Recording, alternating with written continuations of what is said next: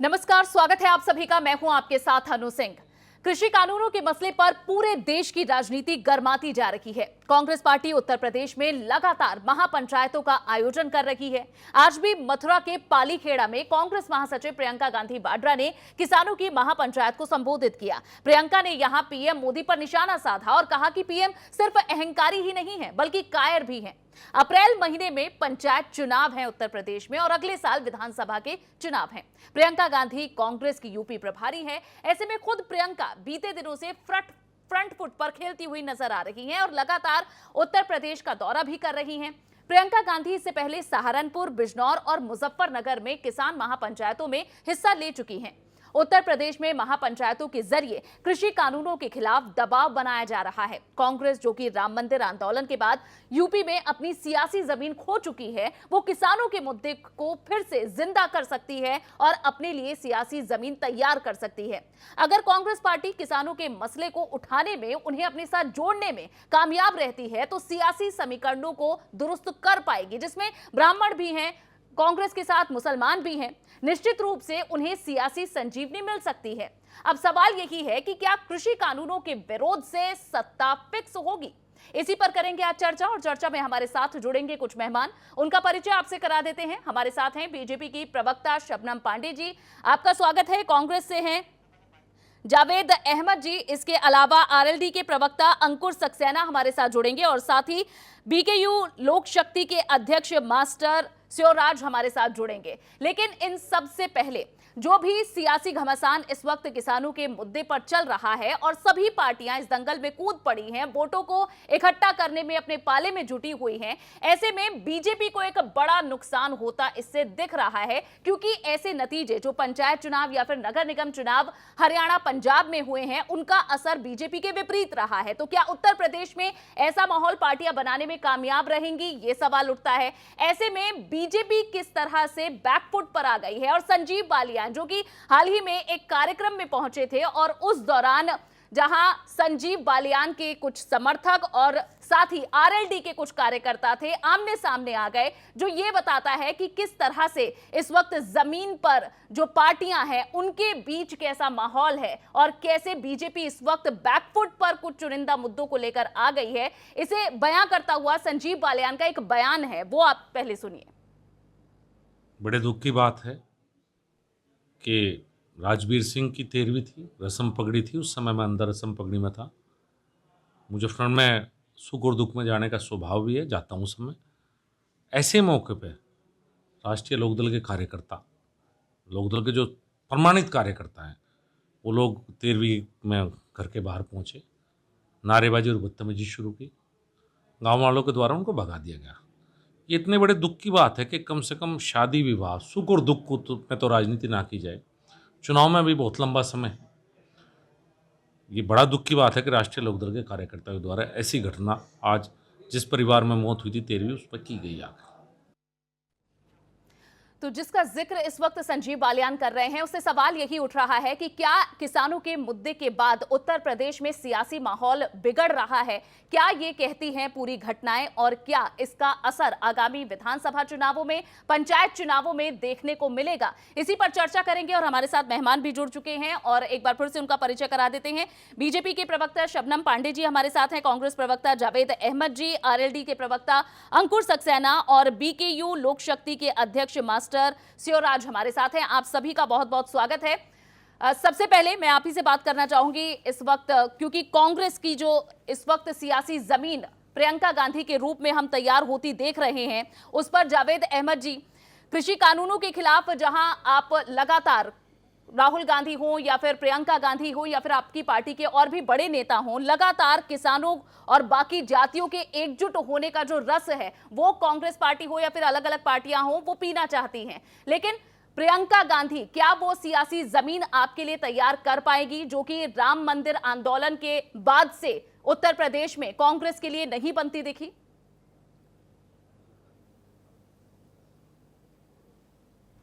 जी जावेद जी। निश्चित रूप से जिस रस की बात हो रही है, कांग्रेस इस तरीके के रस को पीने में, आपदा में अवसर को तलाशने का काम नहीं करती है। देश का किसान संकट में है, देश की कृषि संकट में आ गई है, जिसको डालने का काम सरकार ने किया है। ऐसी स्थिति में एक विपक्षी दल होने के नाते हमारा ये नैतिक दायित्व था कि हम किसानों के इस आंदोलन को समर्थन करें, लेकिन हमने किसानों के मंच को साझा नहीं किया। हमने किसान नेताओं से कोई इस पर चर्चा नहीं की। जो चीजें आई हैं उस पर हम निश्चित रूप से लड़ रहे हैं, और किसानों के इस मुद्दे पर हम पिछले वर्ष अक्टूबर से एक अभियान चला रहे थे। गांव-गांव हमारी चौपालें हो रही थी। ये पिछले वर्ष अक्टूबर में शुरू हुआ था, लेकिन उसके बाद भी अगर ये आरोप लगता है कांग्रेस पर कि हम इसको भड़काने या इसमें जमीन तलाशने जैसी कोई व्यवस्था कर रहे हैं, तो हम नहीं कर रहे हैं। ये कांग्रेस की मानसिकता भी नहीं है। लेकिन जो सवाल उठते हैं कि किसान आंदोलित क्यों हैं, हम उत्तर प्रदेश में बैठे हुए हैं, मास्टर शिवराज जी बैठे हुए हैं, किसानों के नेता हैं, कि खेती और किसानी को अच्छी तरीके से समझते हैं। कांग्रेस की सरकारें देश में जब भी रही हैं, हमने किसी किसान की या किसान नेताओं की पगड़ी को उछालने का काम नहीं किया।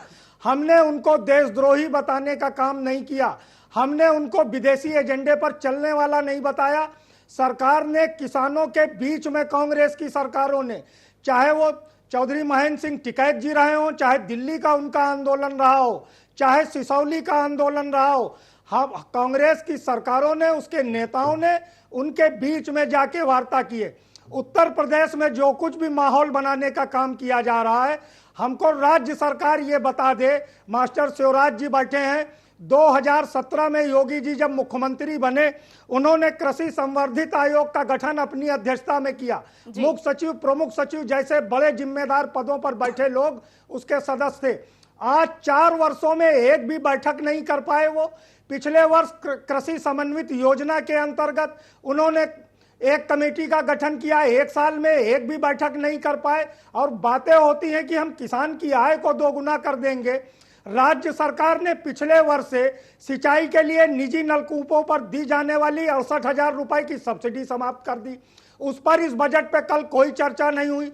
किसान को महंगी बिजली खरीदनी पड़ रही है, उस पर कोई छूट नहीं दी गई। तो इस तरीके से जो कुछ भी कहा जा रहा है, एमएसपी पर खरीद क्या हुई धान की उत्तर प्रदेश के अंदर। उत्तर प्रदेश सरकार ने इस बार इसे किसानों के लिए डेडिकेट किया है। ठीक है, मैं शबनम जी से इस बात का जवाब ले लूंगी। जो आरोप लग रहे हैं पार्टियों पर, और आपने कहा इस बजट को देख ली, ये बजट कंधों पर मैं 10 सेकंड में इसका मैं जवाब दे दूं कि ये जिस तरीके से वैसा ही बजट है जैसे ओलावृष्टि में किसान की कमर टूटती है। ये अंतिम जुमला वृष्टि थी उत्तर प्रदेश सरकार की, जिसने उत्तर प्रदेश की कमर तोड़ी। ये 5.5 लाख करोड़ से अधिक का जो बजट है, इसमें कितना रुपया कर्ज की अदायगी में जाएगा। जमीन पर कोई सच्चाई नहीं है। जो तमाम सियासी पार्टियां हैं वो किसानों के दम पर, किसानों का जो मुद्दा है वो किस तरह से संजीवनी उनके लिए बन रहा है। अलग अलग पार्टियों की महापंचायतें ऐसी जगहों पर आ रही हैं जहां अगर उन बड़े नेताओं की रैली तक बुलाई जाए तो 1000 लोग इकट्ठा करने मुश्किल हो जाते थे एक समय पर, अब लाखों की भीड़ वहां पर उमड़ रही है। तो इस मुद्दे को जो बाकी विपक्षी पार्टियों के लिए एक संजीवनी बताया जा रहा है, क्या आपके लिए चिंता बढ़ा रहा है ये पूरा कार्यक्रम, महापंचायतों का आयोजन? अनु जी, अब मैं बोलूंगी तो उनको कहिएगा कि नहीं बोलें, क्योंकि उनके बारे में हम लोग शांति से सुने। अब देखिए, ये वही कांग्रेस पार्टी है जो गरीबी हटाओ बोलती थी और नारा लगाती थी, लेकिन गरीबों का साथ इन्होंने कभी नहीं दिया। गरीबी बढ़ती चली गई देश में, और इनके परिवार विशेष की गरीबी खत्म होके अमीरी बढ़ती चली गई। और ये हमेशा गरीबों, वंचित पे राजनीति करने के लिए मशहूर रहे। इन्होंने देश को बांटने का काम किया, और आज वही, अगर कहीं पे कोई पीड़ित होता है तो उस पर राजनीति करते हैं। आज किसान अगर अपनी बात रखने के लिए आंदोलन कर रहे हैं तो पहले दिन से ये विपक्षी सियासतदारों ने इसमें षड्यंत्र करना शुरू कर दिया। और आज उन्हें ऐसा महसूस हो रहा है भीड़ देखकर जरूर ही कि हमने जमीन तलाश ली, लेकिन भारत में जमीन तलाशना इतना आसान नहीं। क्योंकि अगर भारत को आपने लूटा है, भारत की जनता को लूटा, उन्हें गरीब बनाया है, उन्हें वंचित रखा है, या किसानों को अगर आपने अपने सत्ता में रहते हुए उनके पक्ष में एक भी ऐसा काम नहीं कर दिखाया जिससे किसान कहे कि हाँ ये हमारे लिए खड़े थे। आज घड़ियाली आंसू बहा के आप उनका साथ नहीं ले सकते। भट्टा परसौल की घटना याद करिए, कितने किसान गोली से भून दिए गए थे और ये कहते हैं कि नहीं हमने तो किसानों के लिए कभी कुछ खराब किया ही नहीं। लेकिन आज जिस तरीके से किसान के आंदोलन में घुसकर षड्यंत्र किया इन सियासतदारों ने, यहाँ तक कि क्या लाल किला षड्यंत्र पे किया शबनम जी? आप देखिए लाल किले पे जिस तरीके से झंडा फहराया, जिस तरीके से दिल्ली में ट्रैक्टर चला के मारने का काम कर रहे थे, लेकिन हमारी सरकार ने पुलिस ने एक गोली तक नहीं चलाई। कहीं ना कहीं ठीक है, किसानों लेकिन के उसका खंडन तो किसान नेताओं ने कर दिया। उसमें पार्टियों की क्या भूमिका है? कुछ इस पर जावेद जी भी कहना चाह रहे हैं। छोटी सी टिप्पणी और फिर उसके बाद अंकुर जी के पास चलेंगे। जी जावेद जी। देखिए अनु जी, बहुत स्पष्ट है ये बहन शबनम जी जो बात कर रही हैं, इनको मंदसौर ये भूल गई कि किस तरीके से शिवराज सिंह चौहान की सरकार ने किसानों के साथ उत्पीड़न किया। उत्तर प्रदेश का अमरोहा भूल गई कि इसी सरकार में इसी अरे मैं आप मंदसौर पर बोलिए, आप अमरोहा पर बोलिए, किस तरीके से किसानों पर देशद्रोह के मुकदमे आपने लगाए इसी आंदोलन में शामिल होने वालों पर। आप अरे हम किसान की बात कर रहे हैं। अगर कांग्रेस ने काम नहीं किया होता तो आज आप लोग इस स्थिति में नहीं होते। बहन आप तो कांग्रेस में रही हैं, आपकी नेता रीता जी भी कांग्रेस में रही हैं, उनके पिताजी भी कांग्रेस में रहे, आप तो अच्छी तरह जानती हैं। आप इसीलिए कांग्रेस में थी।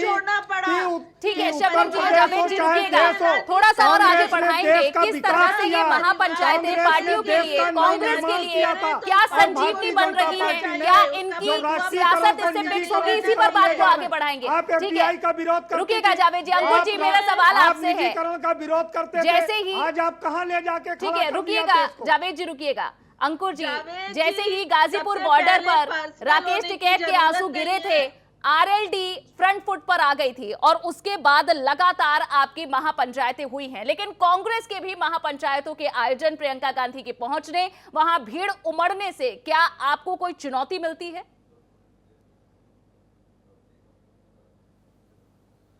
देखिए अन्नू जी, यहाँ पर आपको दो बातें स्पष्ट करने की आवश्यकता है। पहली बात ये स्पष्ट कर रहा हूँ कि अभी आप ही के चैनल के माध्यम से जो संजीव बालियान साहब का स्टेटमेंट दिखाया गया, उसमें उन्होंने कहा कि जो आज का घटनाक्रम है जिसमें मुजफ्फरनगर में राष्ट्रीय लोकदल के आप कार्यकर्ता बता रहे हैं, वो राष्ट्रीय लोकदल के कार्यकर्ताओं के ऊपर भाजपा के कथित अपराधियों द्वारा और लोकल और स्थानीय प्रशासन के सहयोग से हमारे भाजपा के कार्यकर्ताओं द्वारा राष्ट्रीय लोकदल के कार्यकर्ताओं के ऊपर जबरदस्त अत्याचार किया गया, लाठी डंडों से प्रहार किया गया है। इसके अलावा बहुत से हमारे कार्यकर्ता चोटिल हुए। रहा सवाल आपके प्रश्न का, तो आपको एक बात बता दूं, राष्ट्रीय लोकदल हिंदुस्तान की एकमात्र ऐसी पार्टी है जो चौधरी चरण सिंह साहब की विचारधारा को धरातल पर उतार रही है, उनकी विचारधारा को अंगीकृत कर रही है। और चौधरी चरण सिंह जी जो थे आज भी किसान मसीहा कहे जाते हैं और उनकी विचारधारा को अकाट्य है। किसानों के लिए चौधरी चरण सिंह साहब से बढ़कर आज भी किसान मसीहा कोई नहीं है। और हमारी पार्टी, आपका जो कहना है कि हमारी पार्टी टिकैत साहब के आंसुओं के बाद सक्रिय हुई, बिल्कुल गलत। हमारा जो केंद्रीय नेतृत्व किसानों के लिए सदैव संघर्षशील रहा है और जब ये किसान आंदोलन चालू हुआ था उस समय भी हमारा केंद्रीय नेतृत्व लगातार किसान आंदोलन के समर्थन में था और हमारे केंद्रीय नेतृत्व से माननीय जयंत चौधरी जी वहां पर जाते थे, बकायदा वहां के किसान भाइयों के साथ पहले कितनी बार मंच पर जयंत चौधरी दिखे? कर दिया था कि मैं मंच पे नहीं बैठूंगा। इस वजह से हमारा केंद्रीय नेतृत्व ने मैं आपको खुद ही अपनी बात कह रहा हूं कि भाई हमारे जयंत चौधरी साहब ने कहा था कि मैं मंच पे नहीं जाऊंगा। वजह यह है कि ये किसान भाइयों का आंदोलन है, जब आवश्यकता होगी उस समय मैं आपके साथ मौजूद हूं। और इसीलिए 28 तारीख को जब भाजपा के उसके बाद जब राजनीतिक दलों की आवश्यकता पड़ी तब आप उनके साथ खड़े रहे, ताकत के बल पे खत्म कर दिया जाए। ठीक है, मैं शिवराज जी आपसे पूछना चाहूंगी, ऐसे मौके सियासत में कोई राजनीतिक दल नहीं है, राष्ट्रीय लोकदल किसानों का परिवार है। ठीक है, ठीक है। मैं शिवराज जी आपसे जानना चाहूंगी, राजनीति में ऐसे बहुत कम मौके आते हैं जब सियासत जो सत्ता है उसके खिलाफ इतना बड़ा विरोध प्रदर्शन, इतना बड़ा आंदोलन खड़ा होता है। और अक्सर जब ऐसे आंदोलन खड़े होते हैं तो कई लोगों का करियर बन जाता है, कई लोगों की राजनीति चमक जाती है और ऐसा अभी भी होता नजर आ रहा है। लेकिन इसमें किसानों को क्या मिलेगा? राजनीति करने वाले अपनी राजनीति कर चले जाएंगे, महापंचायतों के आधार पर वोट ले जाएंगे, सीटें पा जाएंगे विधानसभा चुनावों में, लेकिन किसानों को क्या मिलेगा इसके बाद? आगे क्या होगा क्या नहीं होगा, हमारे कांग्रेस के नेता भट्टा पार्सल का जवाब नहीं दे पाए, मैं जवाब देता हूं। जो गोली चलवाई वो बसपा ने चलवाई। चूंकि मैं राजनीतिक हूं, मेरा किसी से कोई ज्यादा वो नहीं है, लेकिन राहुल गांधी जब भट्टा पार्सल आए तो एक भट्टा पार्सल एक छोटे से गांव ने 100-125 साल पुराना भूमि अधिग्रहण बदलवा दिया। उससे सबक लेना चाहिए कि किसान की कोई मांग है तो सरकार को माननी चाहिए। दूसरी बात, माननीय मोदी जी चाहते हैं अमित शाह जी को अगला प्रधानमंत्री देखना, और देश का आधे से ज्यादा हिंदुत्व चाहता है योगी जी को दिल्ली की गद्दी पे। अगर ये माननीय राजनाथ जी को किसान के बीच में ले आते हैं, सरकार की तरफ से नेतृत्व करना जी। और ये मसला निबट जाता है, तो उत्तर प्रदेश का चुनाव योगी जी जीतते हैं, और योगी जी जीतते हैं तो दिल्ली के दावेदार होते हैं। तो इसलिए मोदी जी नहीं चाह रहे कि योगी जी उत्तर प्रदेश का चुनाव जीते, क्योंकि अगर योगी जी उत्तर प्रदेश का चुनाव जीत गए तो दिल्ली के दावेदार होंगे, और मोदी जी की इच्छा है अमित शाह जी को दिल्ली की गद्दी पे लाने के लिए। तो ये मोदी और अमित शाह की जो जोड़ी है वो नहीं चाहती। हम चाहते हैं माननीय राजनाथ जी आके सरकार की तरफ से किसानों का प्रतिनिधित्व करें। एमएसपी वाली बात है, साथ किसान राजनाथ जी का सम्मान भी करते हैं, वो किसान नेता भी कहे जाते हैं। इसलिए सरकार को राजनाथ जी को आगे लाना चाहिए, ताकि उत्तर प्रदेश का चुनाव हो सकता है कि ये भाजपा जीत जाए, लेकिन मोदी जी नहीं चाहते उत्तर प्रदेश का चुनाव भाजपा जीते, क्योंकि अगर भाजपा जीत गई तो योगी जी दिल्ली के दावेदार होंगे। ये मोदी जी नहीं चाहते। वो अमित शाह को, क्योंकि अमित शाह ने कई साल मोदी जी की सेवा की है, ठीक है, मोदी जी ऋण को उतारना चाहते तैयारी हैं। आप शिवराज जी बता रहे हैं, इससे क्या शबनम जी भी, आप भी वाकिफ हैं इस बात से? शबनम जी, आप कुछ कहना भी चाह रही हैं इस पर? देखिए, बहुत आश्चर्य की बात है कि किसानों की बात करते करते ये आज राजनीति के दांवपेच खेल रहे हैं। हमारी पार्टी में क्या हो रहा है, कौन से नेता क्या चाहते हैं क्या नहीं चाहते, ये अंतर्यामी होके इसका ये पूरी तरीके से ब्रॉडकास्ट कर रहे हैं। तो मुझे ऐसा लगता है कि कहीं ना कहीं इन्हें किसान आंदोलन के, किसान के मसले पे सीमित रहना चाहिए, ना कि राजनीति करनी चाहिए। कांग्रेस की तरफदारी करना साफ तौर पे दिख रहा है, कहीं ना कहीं विपक्षी सियासतदारों के हाथ में खेल रहे हैं ये। अरे जो सच है वो बताया, उसमें तरफदारी क्या सच्चाई करना? कहना जो राजनीति सच है बहन वही तो बताया शिवराज जी ने। ये गलत क्या है? ये गलत क्या है? जो कुछ भी अच्छा हुआ वो 2014 के बाद हुआ, भाजपा की सरकार में हुआ। आप 2013 में जंतर मंतर पे कौन सी राजनीति कर रही थी? राजनाथ सिंह वहां पर क्या कर रहे थे? आरएसएस के किसान संगठन के साथ कौन सी राजनीति 2013 में हो रही थी? इस पर भी तो आप बात करिए। आपने किसानों को मध्य प्रदेश में लूट लिया, उत्तर प्रदेश में एमएसपी नहीं दे पाए किसानों को। ऐसे नहीं होता, आप ही बोलिए, सब लोग चुप बैठे। ठीक है, कहिए शबनम जी। अंकुर जी कह रहे थे कि हम किसानों की परिवार हैं, किसान के लिए राजनीति करते हैं, लेकिन आपने देखा पिछले कई सालों से इन्हें एक सीट भी बड़े मुश्किल से किसान देते हैं। तो इसका मतलब किसानों ने परिवार से इन्हें निकाल दिया था। और ये जावेद जी जो इतनी ऊंची आवाज में कांग्रेस के लिए कह रहे हैं, अभी अगर हमको सीट नहीं मिलेगी तो हम किसानों के सुख दुख में खड़े नहीं होंगे। सीट की राजनीति भारतीय जनता पार्टी करती है। Bharatiya Janata party vote bank का नफा नुकसान देखती है। राष्ट्रीय लोकदल बिना एक भी सीट के, अगर राष्ट्रीय लोकदल का परिवार के किसी भी सदस्य के ऊपर दिक्कत आएगी, राष्ट्रीय लोकदल हमेशा खड़ा रहेगा। सत्ता में बैठे रहे, जब किसान आत्महत्या करते रहे, ऋण तले दबे रहे, तो चाहे आरएलडी हो या कांग्रेस ही सत्ता में बैठे रहे, अपना घर भरते रहे। सत्ता में बैठे शबनम जी, सभी पार्टियों से, सभी नेताओं से किसानों को यही शिकायत है। शहीद होने के मास्टर शिवराज जी यही बात कह रहे हैं। कोई किसान नेता ने शोक क्यों नहीं जताया? भारतीय जनता पार्टी से हमारी सरकार किसानों के लिए सोच रही है। आप देखिए, 15,000 सोलर पंप का प्रावधान किया, पानी को मुफ्त किया, साथ में आप देखिए पहली ऐसी आपकी सरकार है सरकार में किसी कल सरकार ने शाहजहांपुर में उत्तर 2 बड़े प्रदेश में घटनाक्रम घट गए। 5 साल ठीक है, में मैं 1 लाख देखिए शबनम जी आपका ये बजट हम पहले ही बता चुके हैं, ठीक है उसे नहीं दोहराएंगे।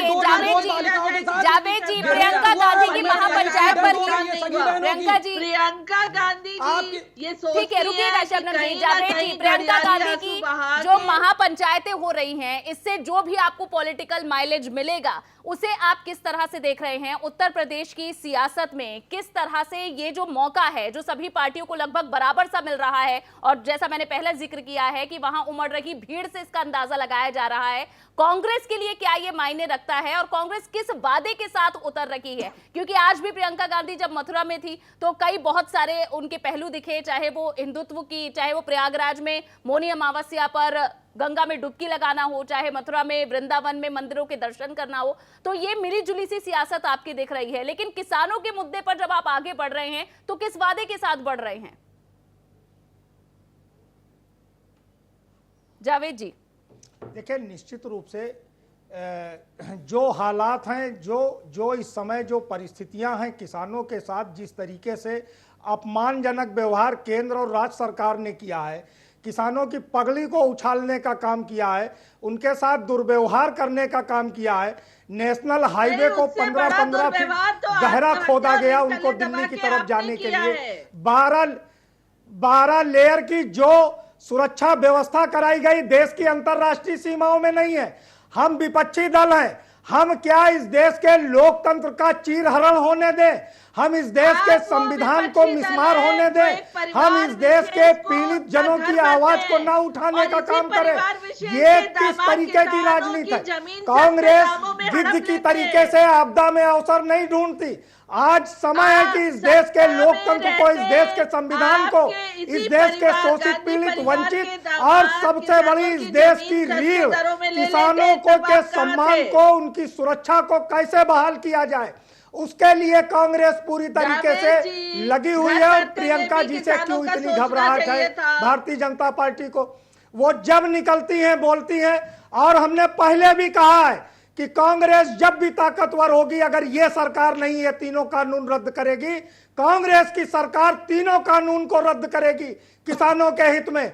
लेकिन हम आपदा में गिद्ध की तरीके से भारतीय जनता पार्टी जैसे अवसर तलाशती है, वो काम कांग्रेस नहीं करती। हम माइलेज नहीं तलाश रहे हैं, हम इस देश में मौका नहीं तलाशते हैं। आप जो खुद वादे कर रहे हैं वो आपके इस बयान से कि आप किसी भी तरह के संकट में अवसर नहीं तलाश रहे हैं, ये उसी का कॉन्ट्रडिक्शन दिखा रहा है। ठीक है, मैं थोड़ा सा आगे बढ़कर शबनम जी आपसे ये जानना चाहूंगी, जो तमाम पार्टियों की सियासी किलेबंदी कॉन्ट्रडिक्शन नहीं है। बीजेपी के खिलाफ है। कॉन्ट्रडिक्शन तो वो होता क्या एक राजनीतिक दल में ये इच्छा नहीं होती है? अब ये भारतीय जनता पार्टी थी 2017 के संकल्प पत्र में 450 रुपए क्विंटल गन्ने का मूल्य दे रहे थे। आज ये 4 साल में एसएपी नहीं बढ़ा पाए, ये किसानों की आय दोगुना कर रहे थे, C+2 फार्मूला लागू कर रहे थे, कहाँ है? ठीक है शबनम जी। देखिए अनु जी, साफ तौर पे आपको इनकी हताशा और बौखलाहट दिख रही है, जिस तरीके से ये शोर मचा रहे हैं पैनल पे बैठ के। अगर ये इतने हितैषी होते तो स्वामीनाथन रिपोर्ट को 8 साल दबा के क्यों बैठते? आज ये 3 कानून में एक भी कमियां नहीं निकाल पा रहे। अगर कमियां निकाल रहे अरे तो हताश शबनम जी आप हैं। आपके केंद्रीय मंत्री संजीव बालियान ने कितना घृणित और गंदा बयान दिया है, किस तरीके से उनका बहिष्कार हो रहा है, किसान उनको सुनना नहीं चाहता है, और वो कह रहे हैं कि एक धर्म विशेष के धर्म स्थल से लाउड स्पीकर से आवाज आई, उसके बाद ये झगड़ा हुआ। ये किसानों को जातियों में, धर्मों में बांटने की जो घिनौनी राजनीति है वो भारतीय जनता पार्टी कर रही है। संजीव बालियान हताश है, और अगर भाजपा हताश ना होती तो प्रधानमंत्री मोदी और गृह मंत्री अमित शाह किसानों को बांटने की रणनीति पर काम न करते। वो किसानों को जातियों में बांटना चाहते हैं। आप लोग देश का नुकसान कर रहे हैं, किसानी का नुकसान कर रहे हैं। जी ठीक है, मैं एक एक कर, प्लीज मेरी आपसे रिक्वेस्ट है एक एक कर बोले ताकि समय सभी को मिले। एक छोटे से ब्रेक के लिए भी रुकेंगे, लेकिन उससे पहले एक सवाल अंकुर जी आपसे, और आप कुछ कहना भी चाह रहे हैं। जहां समाजवादी पार्टी और आरएलडी एक साथ लोकसभा का चुनाव भी लड़ चुकी हैं और विधानसभा के चुनाव के लिए भी आप एक साथ जुटी हुई हैं। ये कितना महत्वपूर्ण है ये चुनाव और ये मुद्दा आप लोगों के लिए?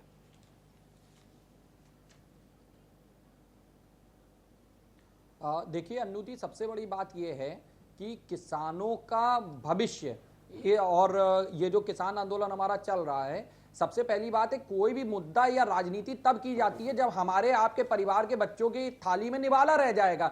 ये जो 3 कृषि बिल इन लोगों ने लागू कर दिए, इस कृषि बिल के लागू होने के बाद से आज की डेट में हमारे आपके भविष्य के लिए पेट में निवाला जाने का माध्यम नहीं रह जाएगा। तो ऐसी स्थिति में राजनीति तो बहुत दूर की बात है। आज की जो लड़ाई हो रही है ये हमारे आपके मुंह के निवाले के लिए आम जनमानस लड़ाई लड़ रहा है और उसके लिए राष्ट्रीय लोकदल तन मन धन से इन किसान भाइयों के साथ है।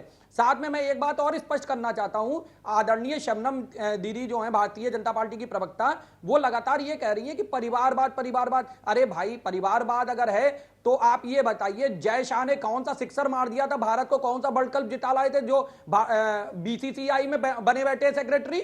आप अगर परिवारवाद की बात कर रहे हैं तो पंकज सिंह और नीरज सिंह ने क्या कर दिया था जो उनको भारतीय जनता पार्टी में टिकट मिल गया था? आप अगर परिवारवाद की बात कर रहे हैं तो राजवीर सिंह ने क्या कर दिया था, उन कल्याण सिंह साहब के पोते साहब ने क्या कर दिया जो उनको टिकट मिल गया? परिवारवाद की आप बात नहीं कर सकते, आप दोहरे मापदंड नहीं अप्लाई कर सकते। इसके अलावा एक बात और कहना चाहता हूं कि आज की डेट में आप जो बजट चाहे कोई भी लोग लुभावन प्रस्तुत कर लें, लेकिन आम जनता को उसका फायदा नहीं मिलने वाला है। और उत्तर प्रदेश जो है वो अपराध प्रदेश बन चुका है। कल शाहजहांपुर में एक बार पुनः एक कन्या के साथ में जब उसके पिताजी उसको स्कूल छोड़ के आए हैं, बीए सेकंड ईयर की छात्रा के साथ में, उसी गृह मंत्री, भूतपूर्व गृह मंत्री के विद्यालय में स्वामी सुखदेवानंद में जब वो बच्ची को छोड़ के आए थे, बाद में उस कन्या की डेड बॉडी प्राप्त हुई है जंगल में। और इसी के साथ साथ 2 सगी बहनें, 4 साल की निर्बोध बालिकाएं, दोनों बहनों के साथ घृणित अपराध किया गया और उनकी बॉडी मिली। और आज कहीं कोई सूचना है? क्या कार्रवाई भारतीय जनता पार्टी कर रही है? चलिए ठीक है अंकुर जी, आगे इस चर्चा को बढ़ाएंगे। एक छोटे से ब्रेक के लिए यहां रुक रहे हैं और ब्रेक से वापस लौटेंगे तो उसके बाद बात करेंगे कि जो आगामी कुछ महीनों में अलग अलग राज्यों में चुनाव होने वाले हैं, आखिर इस किसान आंदोलन का वहां जो असर दिख रहा है, उत्तर प्रदेश में ऐसा असर ना दिखे उसके लिए बीजेपी किस तैयारी के साथ उतर रही है और बाकी पार्टियां किस तरह से आगे बढ़ रही हैं, इस पर बात करेंगे इस छोटे से ब्रेक के बाद।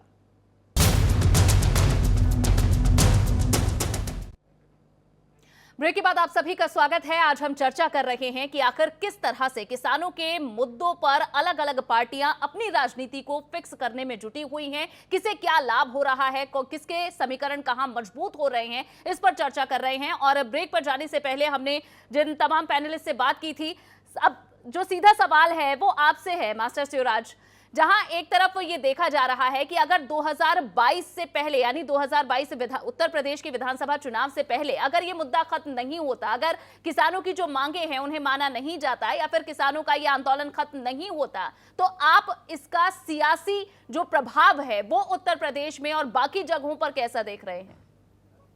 देखो, जिसका शबनम जी बुरा मान गई थी, मैंने तो वही रास्ता बताया था, क्योंकि उत्तर प्रदेश का इनके हाथ से ये 1 साल बाद जो चुनाव हो रहा है वो खिसकता दिख रहा है। और माननीय राजनाथ जी की छवि सभी विपक्षी दलों में, सभी किसानों में अच्छी है आज तक। और मोदी जी को लाने वाले भी माननीय राजनाथ जी थे, उस समय राष्ट्रीय अध्यक्ष हुआ करते थे वो पार्टी के, हाथ पकड़ के मोदी जी को वही आगे लाए थे। लेकिन शबनम जी अगर राजनाथ जी को किसानों का नेतृत्व सरकार की तरफ से प्रतिनिधित्व नहीं करने देना चाहती है तो वो इनकी इच्छा है। मैंने तो वो रास्ता बताया था जिससे योगी जी दिल्ली का चुनाव जीत सके हैं। लेकिन आप देख रही होगी मेरे हाथ में ये रोटी है जी। ये रोटी देश का अन्नदाता अन्न कमा करके ये रोटी देश को खिला रहा है और बिना रोटी के जीवन नहीं है। इस अन्नदाता को, जिसके 200 से ज्यादा अन्नदाता आज शहीद हो चुके, अपनी शहादत दे चुके, आत्महत्या कर चुके, किसान ठंड में भी बैठा रहा, बारिश में बैठा रहा, ओले भी उसने देखे, अब दोबारा से गर्मी आ रही है, भीषण गर्मी आ रही है और किसान तीनों बॉर्डरों पे बैठा है। ये मुट्ठी भर किसान कह देते हैं। मुट्ठी भर किसान तो भट्टा पार्सल में भी बैठा था, जिसने देश का भूमि अधिग्रहण 100-125 साल पुराना भूमि अधिग्रहण नियम भट्टा पार्सल से ही बदला गया। 2013 भूमि अधिग्रहण नियम नया आया। मैं ये कह रहा हूं, अंधे को 2 आंख चाहिए जी। ये जो 3 कृषि कानून कोविड के समय पे आपातकाल में एकदम आए,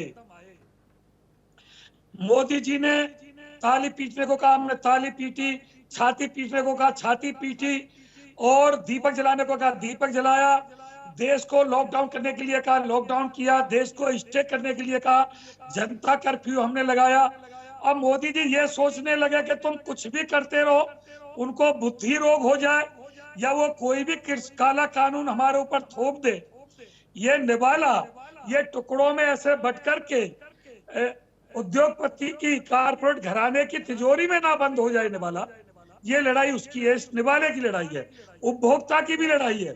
जो सारा गल्ला ये देश के कारपोरेट घराने खरीद के अपनी तिजोरी में बंद कर लेंगे और अपने हिसाब से अपने रेट पे उपभोक्ता को बेचेंगे, उसकी भी लड़ाई है। ये मजदूर की भी लड़ाई है। मैं तो कह रहा था, माननीय राजनाथ जी सुलझे हुए नेता हैं, ठीक है, अगर उनको सरकार की तरफ से प्रतिनिधित्व मिल जाता और ये समस्या लेकिन का शिवराज समाधान जी, हो क्या जाता। ये मांग आप लोगों ने कभी उठाई है? कई 11 तकरीबन दौर की बैठकें हुई हैं, तो क्या ये मांग आप लोगों की तरफ से नहीं उठाई गई? कौन सी? आप कह रहे हैं कि आपको सही प्रतिनिधित्व चाहिए सरकार की तरफ से, जो आपकी बात भाई को समझे, माने। जब पीयूष गोयल जी पर नहीं निपटा मुद्दा, राजनाथ जी बहुत वरिष्ठ नेता हैं, उनकी हम मांग कर रहे हैं आपके चैनल के माध्यम से। नरेश टिकैत जी ने भी खुद कहा है माननीय राजनाथ जी को आगे लाया जाए ताकि यूपी का चुनाव। लेकिन इसमें बहुत बड़ी सियासत ये है कि मोदी जी चाहते हैं अगला प्रधानमंत्री अमित शाह को बनाना। अगर योगी जी उत्तर प्रदेश का चुनाव जीतते हैं तो दिल्ली की गद्दी के दावेदार होते हैं। इसलिए मोदी जी और अमित शाह ही नहीं चाहते कि उत्तर प्रदेश का अगला चुनाव जीता जाए, इसलिए वो राजनाथ जी को आगे नहीं ला रहे। चलिए, मैं ठीक है, करवा तो बता रहा जो हूं समीकरण, जो बात आप कह रहे हैं, मैं आप कांग्रेस के और जो हमारे साथ आरएलडी के नेता है, आप लोगों से भी पूछना चाहती हूं, क्या इसमें कोई आपको सियासी फायदा या नुकसान है जो बात कह रहे हैं इस वक्त? जावेद जी, आपसे शुरुआत हो तो।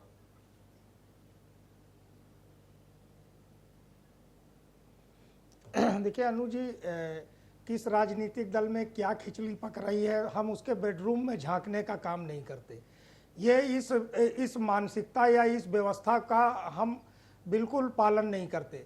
भारतीय जनता पार्टी की रणनीति है, ये उनका नेतृत्व जानेगा, और भारतीय जनता पार्टी की रणनीति नागपुर में तय होती है। जो निर्देश होंगे वो लोग उसका पालन या अनुपालन कर रहे हैं। ठीक है, लेकिन यहाँ जावेद तो जी, जो सीधा शिकायत प्रश्न यही शिवराज जी की है कि उन्हें सही किसानों का प्रतिनिधित्व सम्मान नहीं मिल हो, रहा किसानों सरकार की की उचित तरफ मांगों पर से। क्या विचार आपको हो। ऐसा लगता है सही प्रतिनिधित्व नहीं है जिससे वे बात करना चाहते हैं, सरकार उसे मुहैया नहीं करा रही, जो शिवराज जी कह रहे हैं, क्या ये सही है?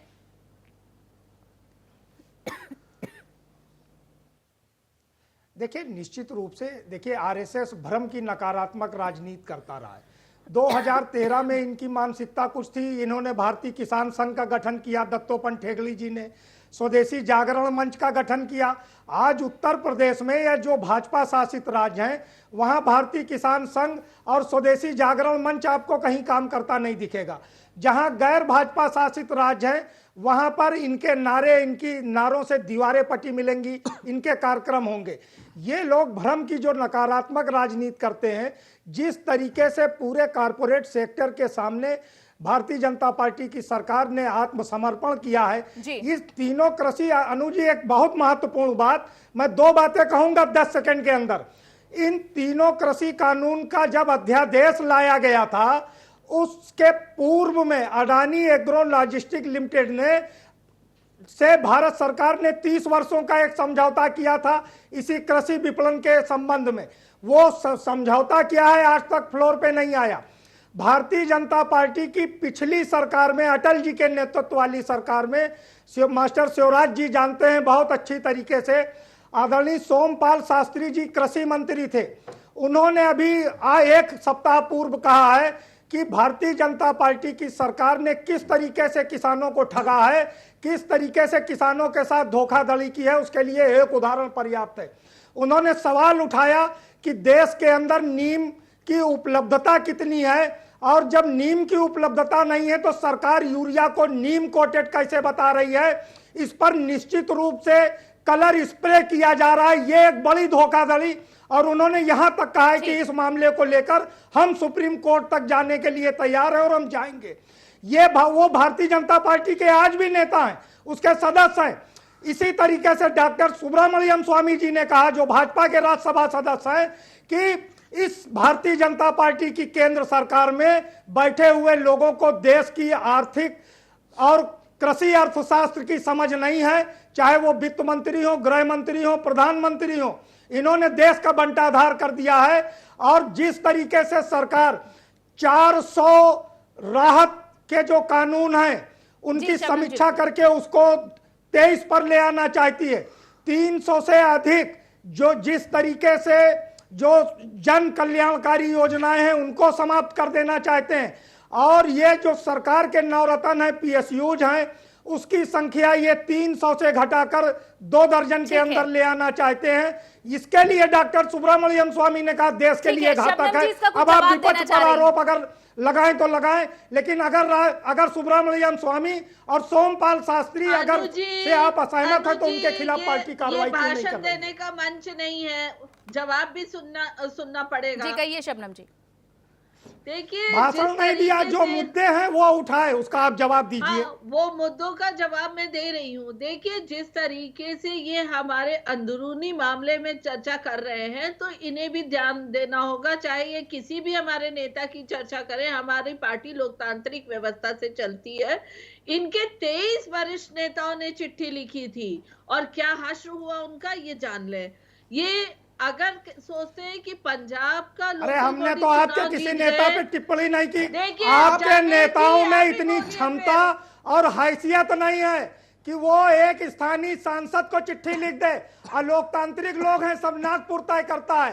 ये जो फार्मूला है हमको मत समझाइए। जावेद जी, आप जवाब तो सुन लीजिए। शबनम जी उसका जवाब दे रही है, जो सवाल आपने उठाए हैं। उसके बाद अंकुर जी के पास चलेंगे। अरे जवाब ये गलत दे रही है, ये जवाब गलत दे रही है। जावेद जी, अब सवाल भी आप तय करें कि जवाब सही है गलत वो भी आप तय करें तो कैसे चलेगा? कहने दीजिए शबनम जी को, सुनिए।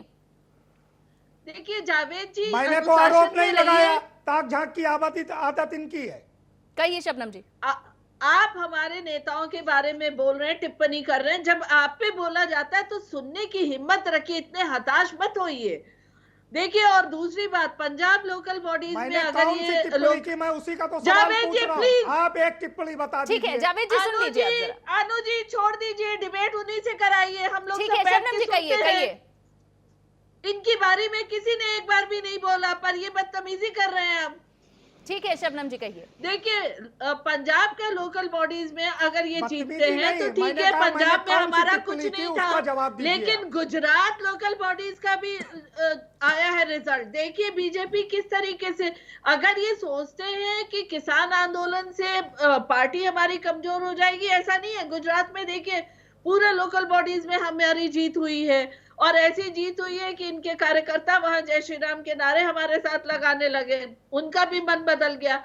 तो देश के अन्य हिस्सों में किसान अपनी किसानी कर रहे हैं, ये और कोई अपराध है क्या? मालूम है जय श्री राम नहीं, बगैर सिया के, बगैर माता सीता के राम का चरित्र सामने नहीं आता। मर्यादा पुरुषोत्तम राम का सब लोग सम्मान करते हैं। ये ध्रुवीकरण की नफरत वाली राजनीति मत करिए। लेकिन श्री राम ऐसी का नारा बहस लगाने से कीजिए किसने जो इनकार कुछ किया? दर्शकों को कुछ ज्ञान मिले, उससे कोई जानकारी उन तक जाए, एक दूसरे को काटिए नहीं। ठीक है, मैं थोड़ा बढ़कर अंकुर जी के पास जाऊंगी। अंकुर जी, जो बात आप कहना चाहते हैं उसे जोड़िएगा, लेकिन मेरा सवाल आपसे ये है, ये गलत आरोप लगा रही है, ये ध्रुवीकरण अंकुर जी, जिस तरह से हमने बात की, कांग्रेस जो महापंचायत कर रही है, शबनम जी रुकिएगा, उसमें जो भीड़ उमड़ रही है, और आरएलडी और बीकेयू के नेता मिलकर जिस तरह से जाट और मुस्लिम समीकरण को एक बार फिर से उन्होंने रिजुविनेट किया है, दोबारा से उसे उठाया है, तो इसमें अब आम आदमी पार्टी से लेकर सब और भी बाकी जो पार्टियां हैं वो भी खुलकर आ रही हैं। तो किस तरह से आप इसे देख रहे हैं? सबका मकसद एक ही है, एक ही सत्ता के खिलाफ है, लेकिन कैसे आप उसे और ज्यादा प्रभावी एक साथ, क्या एक मंच पर आकर भी बनाएंगे कभी?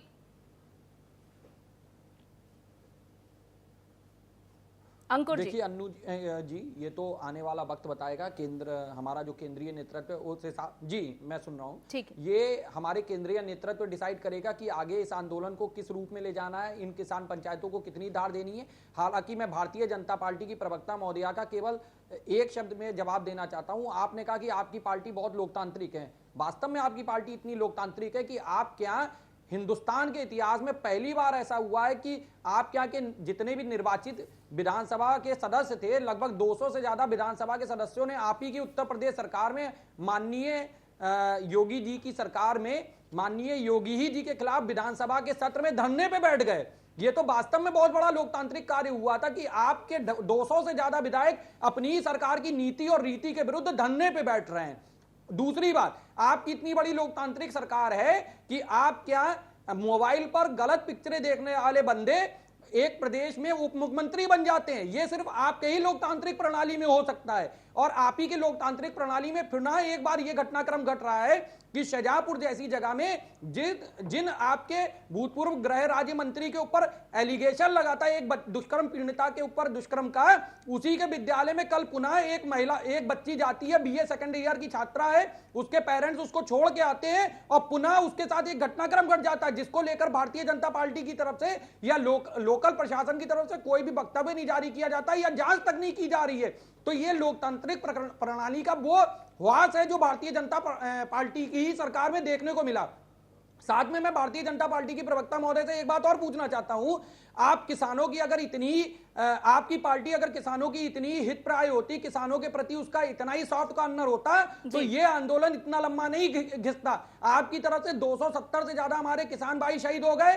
आज की डेट में आपकी तरफ से कोई भी वक्तव्य जारी नहीं उनकी शहादत को लेकर किया गया। इसके अलावा मैं आपसे यह पूछना चाहता हूं, अगर आप किसानों की इतनी हितैषी सरकार है तो आपने 2017 से लेके 2021 चल रही है, पिछले 4 साल में एक लाइन में जवाब दीजिएगा कितना रुपया एमएसपी का बढ़ाया है गन्ना को लेके। आप अगर इस बात का गन्ना बता दें, किसानों का तो भी शायद एक आपको अलग भी विरोध है। महसूस ठीक है, मैं होगी। उस पर एक छोटी सी डीजल के टिप्पणी रेट शबनम जी 2 आपसे गुने, ले 3 लेती हूँ गुने और हो उसके गए। बाद पेट्रोल के रेट उसके बढ़ बाद गए। ठीक है, 10 उसके रुपए बाद बढ़ाए शिवराज जी आपके के पास केवल जाएंगे। बस अब MSP को शबनम जी लेके। एक छोटा जवाब दे दें। देखिए अनु जी, इस बात को मैं बताना चाहती हूँ कि 4 साल में 10 रुपए। जिस तरीके से ये आवाज उठा रहे हैं, इनसे पूछिए कि 19 गन्ना मिल बंद हो चुका था, बेच चुके थे, ये सपा वाले बेचने के प्रबंध करते रहे और हमने आके उसको चलवाया, उसकी क्षमता बढ़ाई। कोरोना काल तक में गन्ना के मिलों में काम 12,000 चलता करोड़ रहा, रुपया आज भी बकाया है। जिसमें 12,000 करोड़ रुपया गन्ना मिलों के ऊपर आज भी बकाया है, जबकि 14 दिवस के अंदर गन्ना मूल्य भुगतान का नियम है। देखिए जवाब सुनिए, कम से कम इतना हताश मत होइए, जवाब सुनिए। आपके सवाल का जवाब दे रहा हूं। तो मैं जब बोल लूं तो आप जवाब ठीक दे है, सकते शबनम हैं, जी, मैं नहीं सुनने को हम तैयार जनता की आवाज हूँ। है, दूसरी आपके अंकुर सवाल जी, को शबनम जी पूछने का जवाब हक पूरा ले विपक्ष की लीजिए। आवाज इतनी तो ना दबाइए। अंकुर जी ऐसा तानाशाह रवैया मत अपनाइए, कम से कम जवाब सुनिए। आपने जो बोला उसी का जवाब दे रही हूँ। दूसरी बात ये मैं कह रही हूँ, 5 साल के भी अगर गन्ना बकाया का आप जोड़ कर लें पिछली सरकारों के, चाहे सपा की सरकार हो या बसपा की सरकार हो, हमने 1,23,000 करोड़ बकाया भुगतान किया है। और ये जो 12,000 कह रहे हैं ये अभी का भुगतान का, और ये भी भुगतान हो जाएगा। हमारी सरकार ने कहीं भी किसानों को कमजोर नहीं होने दिया है। सरकार आप ही की है ना। ठीक है, मैं इसी पॉइंट से उठाऊंगी शबनम जी, जो आप बात कह रही हैं कि कहीं भी किसानों को कमजोर नहीं होने दिया गया आपकी सरकार के द्वारा। मास्टर शिवराज इसका शायद बेहतर जवाब दे पाएंगे। आपने किया था शिवराज जी, जो बात शबनम जी कह रहे हैं कि हर जगह किसानों को मजबूत किया है और अब भी इन 3 कृषि कानूनों के माध्यम से भी मजबूती दी जा रही है, तो उस मजबूती को आखिर किसान संगठन ही स्वीकार क्यों नहीं कर रहे, जो शबनम जी भी बात कह रही हैं? देखो, गन्ना किसान पे तो मैं बता रहा हूँ 3 साल से रेट नहीं बढ़ा है और आज पर्ची पे 0 लिख के आ रहा है। आज तो कोई रेट का ही पता नहीं है। दूसरा, माननीय सुप्रीम कोर्ट ने 14 दिन की पेमेंट की बात कही थी और 14 दिन से ऊपर होता है तो ब्याज लगाने की बात कही थी, वो सुप्रीम कोर्ट का आज तक पालन नहीं हुआ। दूसरी बात मैं ये कहना चाहता हूं शबनम जी से, चलो राजनाथ जी को मत लाओ, किसी को मत लाओ, किसान ने अब की बार मांगा क्या है? ना तो लाभकारी मूल्य मांग रहे, पहले से लाभकारी मूल्य मांगते थे। किसान आयोग का गठन भी नहीं है पूरे देश में। हमने ये कहा है जो सरकार एमएसपी घोषित करती है उस एमएसपी को गारंटी कानून बना दो। जो प्राइवेट प्लेयर है, प्राइवेट खरीदार है सरकार से अलग, वो एमएसपी से नीचे बोली ना लगाए, एमएसपी से ऊपर कोई भी खरीदे। एमएसपी होता है न्यूनतम समर्थन मूल्य, सबसे नीचे का मूल्य। जब पूरा देश एमआरपी पे चलता है, मैक्सिमम रिटेल प्राइस पे चलता है, तो हम तो मैक्सिमम सपोर्ट प्राइस, न्यूनतम समर्थन मूल्य, कंट्रोल रेट मांग रहे हैं। इसमें देश का किसान गलत कहाँ है? भाई हमें एमएसपी को गारंटी कानून आप करवा दो, हम तो शबनम जी से कह रहे हैं। और हमारा अधिकार ये नहीं है कि हम एमएसपी पे सिर्फ पंजाब और हरियाणा के किसान को एमएसपी मिल पाती है, पूरे देश में और व्यवस्था नहीं है। तो अगर एमएसपी गारंटी कानून हो जाता है तो देश के किसान की ना जाने आत्महत्या कुछ कम हो जाए, देश के किसान की कुछ हालत सुधर जाए। गन्ना पर्ची पे जो 0-0 लिखा रहा है, 3 साल से रेट नहीं बढ़ा है, इस पर सरकार कुछ मंथन कर ले। डीजल महंगा हो गया है, खाद महंगा हो गया है, पानी महंगा हो गया है, बीज महंगा हो गया है। किसान का बाजरा 700 में बिका, मक्का 800 में बिकी, धान 800, 900, 1100 तक बिका। भाई किसान के साथ बहुत बड़ा दुर्व्यवहार हो रहा है।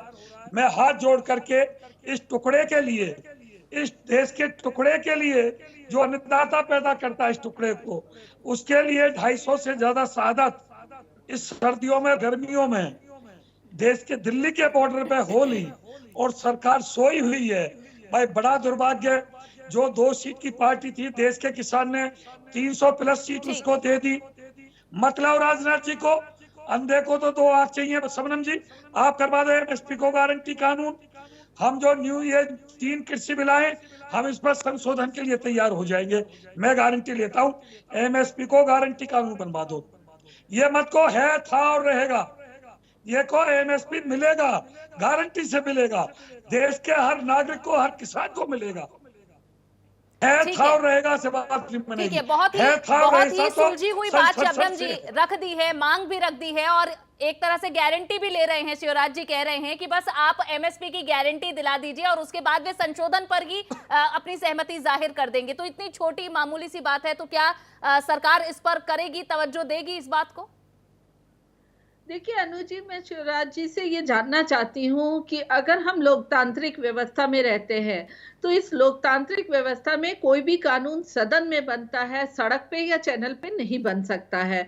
और जिन बातों को ये रखना चाहते हैं उन बातों को इनको रखने के लिए काफी बैठक हमारे कृषि मंत्री जी के साथ हुई है और सदन में भी हमारे प्रधानमंत्री जी ने बार बार कहा है कि एमएसपी है, रहेगा और अभी भी मिल रहा है। कहीं भी ऐसा नहीं है कि एपीएमसी एक्ट हट गया हो हमारे इस कानून के आने के बाद या कहीं एमएसपी पे। और मैं ये भी जानना, शिवराज जी ये भी जानना चाहती हूँ कि आप जो ये एमएसपी पे कानून बनाने की बात करते हैं, हम तो 70 साल बाद आए हैं। इन 70 सालों में आपने इसको एडमिनिस्ट्रेटिव डिसीजन के तौर पे माना है, फिर आज क्या वजह है, कौन सी राजनीतिक षड्यंत्र के आप जकड़ में आ गए कि आज ये कानून बनाने की बात में आ रहे हैं, जब हमारी सरकार कह रही है कि ये हमेशा रहेगा?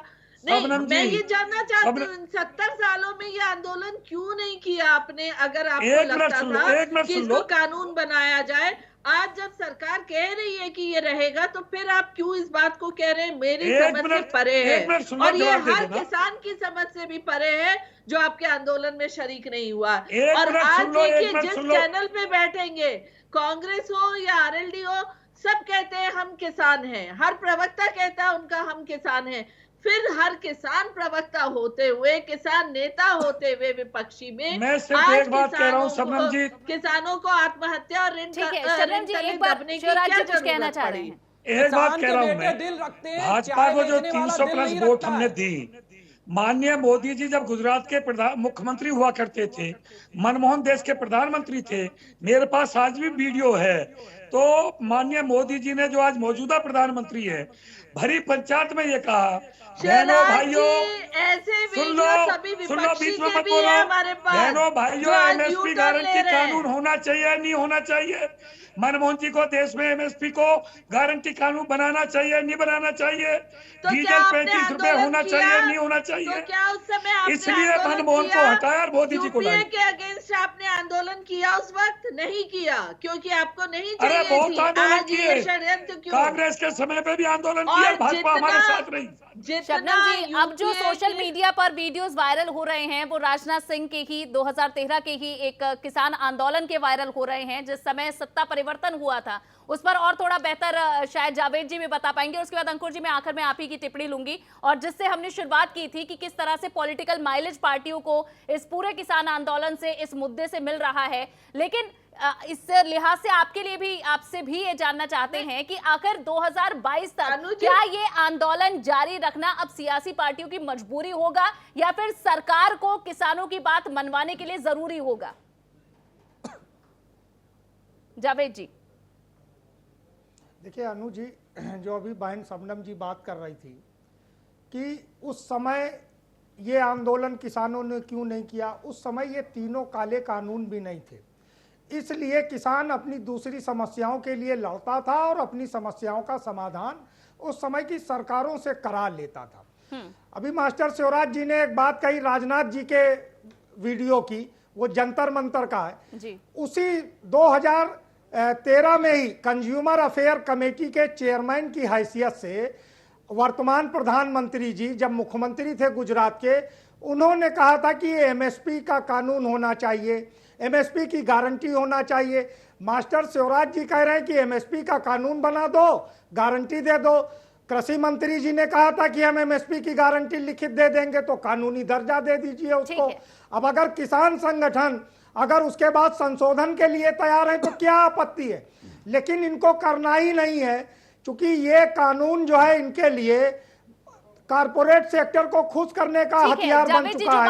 अडानी एग्रो लॉजिस्टिक लिमिटेड से जो समझौता भारत सरकार ने किया है, किसानों की मांग को सुनना ही नहीं चाहती, तो उसके नुकसान ज्यादा है, फायदे थोड़े कम लग रहे हैं। इस पर आप क्या कहेंगे? बिल्कुल वो बाईपास करना चाह रहे हैं, फायदे ज्यादा हैं या फिर नुकसान? देखिए